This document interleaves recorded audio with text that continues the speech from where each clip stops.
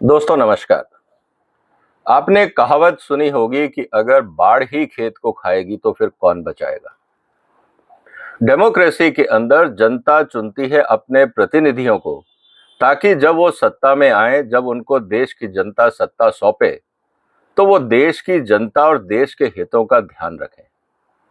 लेकिन जो कल दिल्ली हाईकोर्ट ने कहा, उससे ये बात बहुत क्लियर हो गई है कि आम आदमी पार्टी की सरकार ने देश के साथ और जनता के साथ जो धोखाधड़ी करी है वो अत्यंत निंदनीय है। ये निंदनीय और इसलिए भी हो जाती है क्योंकि ये लोग अपने आप को कट्टर ईमानदार कह के और दुनिया भर के वादे करके जनता के सामने आए। जनता ने इन पे विश्वास किया और जैसे ही इनको सत्ता मिली, इन्होंने सब वो बातें करी जो किसी भी पॉलिटिशियन को नहीं करनी चाहिए। उसके अलावा जो जो इन्होंने वादे किए, उन सब की वादा खिलाफी हुई। जो प्रॉमिसेस किए वो सब तोड़े।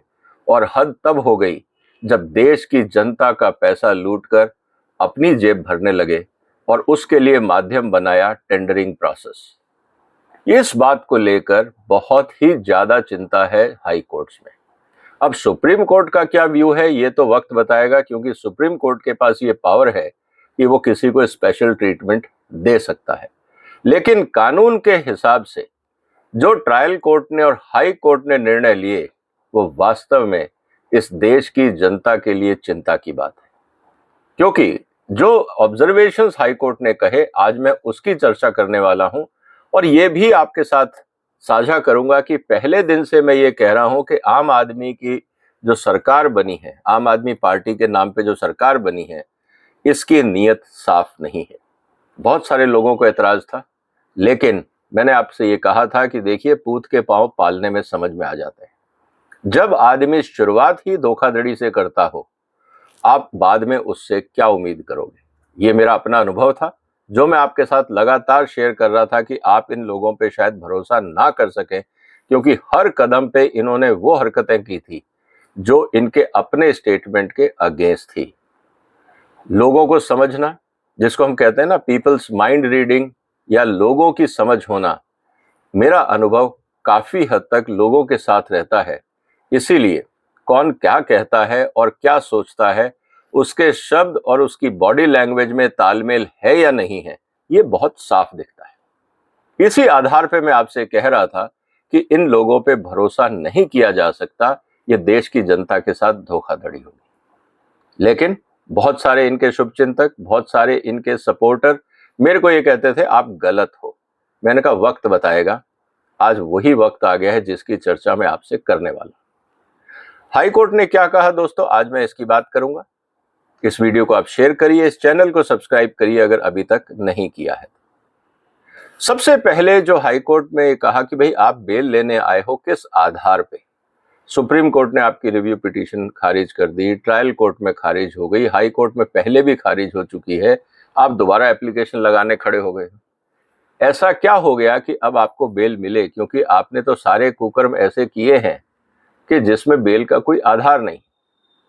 लेकिन बेल लेना आपका भारत के संविधान के हिसाब से एक अधिकार है, आप अप्लाई कर सकते हो। देना या ना देना ये कोर्ट के ऊपर है, और कोर्ट को ये समझना होगा कि आप किसी खतरनाक व्यक्ति को तो बेल नहीं दे रहे जो समाज में जाके दोबारा उपद्रव करे या अराजकता फैलाए।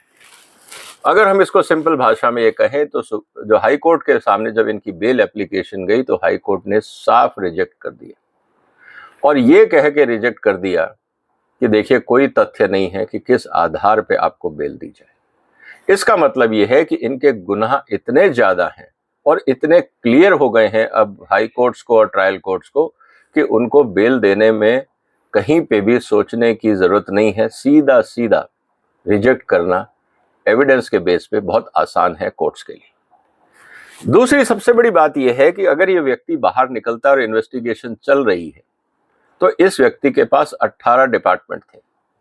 अभी भी जिसके माध्यम से ये सत्ता में आए, वो व्यक्ति अभी भी मुख्यमंत्री है। वो व्यक्ति भी जेल जा चुका है, लेकिन उसने रिजाइन नहीं किया। कुल मिलाकर ये जो गठबंधन है उन लोगों का जिन्होंने जनता के साथ फ्रॉड किया है, ये अभी भी कायम है। तो अगर मनीष सिसोदिया जेल से बाहर आता है, तो ये पूरी संभावना है कि जो इन्वेस्टिगेशन जारी है उसमें जो विटनेसेस हैं उनके साथ टेम्परिंग हो। ये इसलिए कहना जरूरी है दोस्तों क्योंकि इन्होंने पहले भी सबूतों के साथ छेड़खानी करी। ईडी ने साफ साफ ये कहा है कि 170 फोन इन्होंने तोड़े हैं, हवाला कारोबारियों से इन्होंने काम किया, ब्यूरोक्रेसी का इन्होंने मिसयूज किया, अधिकारियों पे दबाव डाल के गलत पॉलिसी बनाई, यहां तक कि जो मानदंड है, जो प्रोसेस ऑफ पॉलिसी मेकिंग है, उसको भी डिस्टॉर्ट किया ताकि इनकी रिश्वत चलती रहे और एक कार्टेल को बेनिफिट मिले जो इनको लाइफ लॉन्ग रिश्वत देता रहे। क्योंकि 5% से 12% जो प्रॉफिट मार्जिन किया गया उसका कहीं कोई आधार नहीं था। इनफैक्ट एक्सपर्ट कमेटी जो इन्होंने खुद बनाई थी उसने कहा था कि किसी भी हालत में हमें L1 लाइसेंस प्राइवेट सेक्टर को नहीं देना चाहिए क्योंकि उससे राजस्व का नुकसान होगा और बहुत घपला होगा और हम पकड़ नहीं पाएंगे। इन्होंने एग्जैक्टली वही किया जो एक्सपर्ट कमेटी ने मना किया था। इसका मतलब यह है कि इनकी नीयत पहले से ही खराब थी। ये एक्सपर्ट कमेटी बनाना भी एक तरह से ढोंग था क्योंकि अगर एक्सपर्ट कमेटी इनकी बात मान लेती और इनके हिसाब से रिकमेंडेशन देती तो ये लोग पूरी जिंदगी राज्य का नुकसान करते और अपनी जेबें भरते। अनफॉर्चुनेटली एक्सपर्ट कमेटी ने इनकी बात नहीं सुनी और वही कहा जो सच था, लेकिन इनको वो पसंद नहीं आया, इसलिए इन्होंने उस एक्सपर्ट कमेटी की रिपोर्ट को दरकिनार कर दिया। इसका मतलब ये हुआ कि जो प्रोसेस ऑफ पॉलिसी मेकिंग है उसको सबवर्ट किया, उसको डिस्टॉर्ट किया अपने फायदे के लिए। इसके अलावा जो सबसे इंपॉर्टेंट बात जो कोर्ट ने कही है और जिन शब्दों को लेके किसी भी उस व्यक्ति को शर्म आनी चाहिए, डूब मरना चाहिए जिसमें जरा भी आत्मसम्मान हो। कोर्ट ने क्या कहा? कोर्ट ने कहा ब्रीच ऑफ पब्लिक ट्रस्ट। आपने जनता के साथ धोखा किया है क्योंकि आप तो ये कह के आए थे हम कट्टर ईमानदार हैं, लेकिन आपने क्या किया? अपने फायदे के लिए धोखाधड़ी करी। दूसरा कोर्ट ने क्या कहा? Misuse of power. क्योंकि आप सत्ता में हैं, आप मंत्री हैं, आप मुख्यमंत्री हैं और दिल्ली का जो ट्रांजैक्शन ऑफ बिजनेस रूल है वो साफ कहता है कि कोई भी पॉलिसी बगैर मुख्यमंत्री की इजाजत के नहीं बन सकती। मैं फिर ये बात कहूंगा कि मनीष सिसोदिया जरूर मंत्री रहा एक्साइज डिपार्टमेंट का, लेकिन बगैर चीफ मिनिस्टर के आदेश के वो मंत्री काम ही नहीं कर सकता। उसके पास पावर ही नहीं है कि वो पॉलिसी बदले और पॉलिसी लागू करवाए। ये बात बहुत क्लियर है।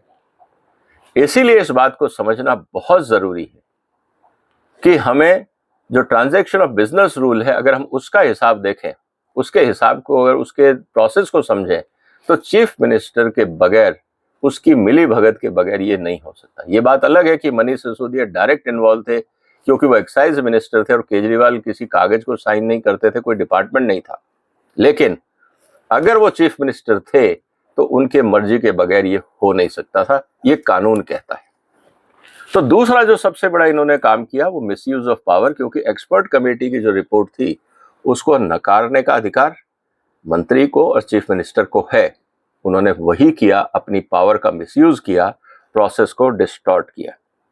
और सबसे बड़ी इंपॉर्टेंट जो चीज रही कि इंटीग्रिटी इज कॉम्प्रोमाइज, मतलब कि आपकी विश्वसनीयता, आपकी ईमानदारी संदेह में है क्योंकि आप धोखेबाज रहे जनता के लिए, आपने सिस्टम को तोड़ा। ये तभी होता है जब आपकी नीयत खराब होती है, आप बेईमान होते हैं, और यही बात कोर्ट ने कही। तो दोस्तों आज सवाल इस बात का है कि जो अपने आप को बार बार कट्टर ईमानदार बोलते रहे, इतने सख्त शब्दों का इस्तेमाल अगर हाई कोर्ट ने किया है, इसका मतलब सारे के सारे एविडेंस इन लोगों के खिलाफ है। बार बार मैं इस बात को कह रहा हूं कि हाई कोर्ट के अगर आप जजमेंट उठा के पढ़े, जो पिछली बार भी केजरीवाल के खिलाफ जो जजमेंट दिया था दिल्ली हाई कोर्ट ने 106 पेज का, बहुत ही अच्छी ड्राफ्टिंग और विद फैक्ट्स जज महोदया ने बहुत साफ लिखा था कि इस बात को हमें समझना चाहिए और एक एक लाइन का जवाब उन्होंने डिटेल में दिया था। अनफॉर्चुनेटली सुप्रीम कोर्ट के जो जजमेंट आया, केजरीवाल को जो स्पेशल ट्रीटमेंट दिया गया, इससे मेरे ख्याल से केजरीवाल का जो पर्सनल समर्थन है जिन लोगों का, उनके अलावा ना प्रधानमंत्री ने, ना गृह मंत्री ने, ना किसी और व्यक्ति ने, ना इस देश की मेजॉरिटी ने एक्सेप्ट किया।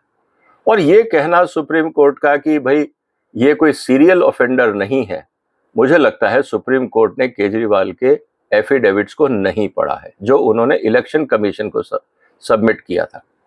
अपने ही एफिडेविट में केजरीवाल ने कहा था उन पर 30 केस चल रहे हैं। किस आधार पे सुप्रीम कोर्ट ने ये कहा कि ये ऑफेंडर सीरियल ऑफेंडर नहीं है? मुझे लगता है कि जिस तरह के आरोप केजरीवाल पे लगे शायद किसी और मुख्यमंत्री पर लगे होंगे। इसके अलावा जो सबसे इंपॉर्टेंट बात है दोस्तों जो हमें समझनी होगी कि मनीष सिसोदिया की बात तो बहुत क्लियर हो गई। अब वो दोबारा जाएंगे शायद सुप्रीम कोर्ट, क्योंकि वो डेस्परेट हैं बाहर आने के लिए। कोई भी होगा, इसमें कोई एतराज नहीं है। इसका असर आने वाले दिनों में जब 2 तारीख को केजरीवाल दोबारा जेल जाएंगे तब क्या होगा? क्या सुप्रीम कोर्ट फिर स्पेशल ट्रीटमेंट देगा? क्योंकि अब देश की सारी निगाहें सुप्रीम कोर्ट पे हैं कि सुप्रीम कोर्ट के जजेस क्यों इतना स्पेशल ट्रीटमेंट दे रहे हैं केजरीवाल को। ये बात अलग है कि सुप्रीम कोर्ट ने अपने जजमेंट को या अपने ऑर्डर को जस्टिफाई करते हुए कहा है कि हमने तो इलेक्शन के कारण लेवल प्लेइंग फील्ड दिया है। लेकिन दोस्तों संविधान में और कानून में इस तरह के लेवल प्लेइंग फील्ड की कोई जगह नहीं है। अपराधियों के लिए क्या level playing field? Just because एक अपराधी चीफ मिनिस्टर बने बैठा है तो इसलिए उसके लिए स्पेशल ट्रीटमेंट? क्या कोई व्यक्ति अगर यही अपराध करता और बिजनेसमैन होता या किसी कंपनी का चेयरमैन होता, कोई बोर्ड ऑफ डायरेक्टर होता या कोई दुकानदार होता, जैसा कि सरकारी वकीलों ने कहा, आप उसको यही ट्रीटमेंट देते? इसीलिए जो डिस्क्रिशनरी पावर जजेस ने यूज करी है उस पे पूरे देश में रोष है और आज तक वो रोष थमा नहीं है। मुझे लगता है कि सुप्रीम कोर्ट ने चाहे कितने भी गुडविल को ध्यान में रखते हुए एक बैलेंस जजमेंट देने का प्रयास किया है, लेकिन जैसा अक्सर कहा जाता है कि अगर आप न्याय कर रहे हो तो न्याय दिखना भी चाहिए। लेकिन जब यहां न्याय किया गया है तो ये अन्याय दिख रहा है जनता को कि आपने एक अपराधी को छोड़ दिया जस्ट बिकॉज उसके पास महंगे वकील थे और वो वकील थे जो इन्फ्लुएंशियल है। इससे सुप्रीम कोर्ट के ऊपर आंच आई है, अपराधी पे नहीं। ये बात सुप्रीम कोर्ट को समझनी होगी कि जब आप इस तरह के वकीलों के इन्फ्लुएंस में आके ऐसा डिसीजन देते हैं जिसको जनता क्वेश्चन करे, आपको डबल केयरफुल होना चाहिए। मैं सुप्रीम कोर्ट को एडवाइस नहीं कर रहा हूं, लेकिन एज ए पब्लिक मैं अपनी बात रख रहा हूं कि जनता के ऊपर इसका क्या असर होता है। एंड ऑफ द डे मैं भी पब्लिक हूं, मैं भी आम आदमी हूं आपकी तरह, लेकिन इस बात को हमें समझना होगा। दोस्तों सबसे इंपॉर्टेंट असर अब क्या होगा? अगर ये ऑब्जर्वेशन मनीष सिसोदिया के ऊपर हुए हैं तो इसका असर क्या केजरीवाल के बेल एप्लीकेशन पे होगा? अब अगला मुद्दा ये है, क्योंकि अब 10 दिन रह गए हैं केजरीवाल को बाहर। 10 दिन बाद क्या होने वाला है? आधा टाइम तो उनका निकल गया, आधा टाइम रह गया। अगले 10 दिन क्या होगा, ये इंपॉर्टेंट है। आपको क्या लगता है दोस्तों कि जिस तरह से मनीष सिसोदिया ने सारे एविडेंसेस डिस्ट्रॉय किए, जिस तरह से हाई कोर्ट के ऑब्जर्वेशन थे कि आपने देश की जनता के साथ धोखा किया, ब्रीच ऑफ पब्लिक ट्रस्ट, जिस तरह से आपने पूरे जो काम करने के तरीके होते हैं सरकार को, जो पॉलिसी मेकिंग प्रोसेस होता है, उसको डिस्टॉर्ट किया, और सबसे बड़ी बात आपकी ईमानदारी पे अब शक है अदालत को, तो आपको क्या लगता है जनता अब इनको कट्टर ईमानदार मानेगी? आप अपने विचार कमेंट बॉक्स में लिखिए और बताइए कि क्या वास्तव में जनता अब आम आदमी पार्टी के नेताओं पे भरोसा करेगी, और अगर करेगी तो वो कौन लोग हैं जो इन लोगों पे अभी भी भरोसा करेंगे जब कोर्ट ने कह दिया कि इनकी ईमानदारी पे हमें शक है, इनकी नीयत पे शक है, इनकी सोच ठीक नहीं है।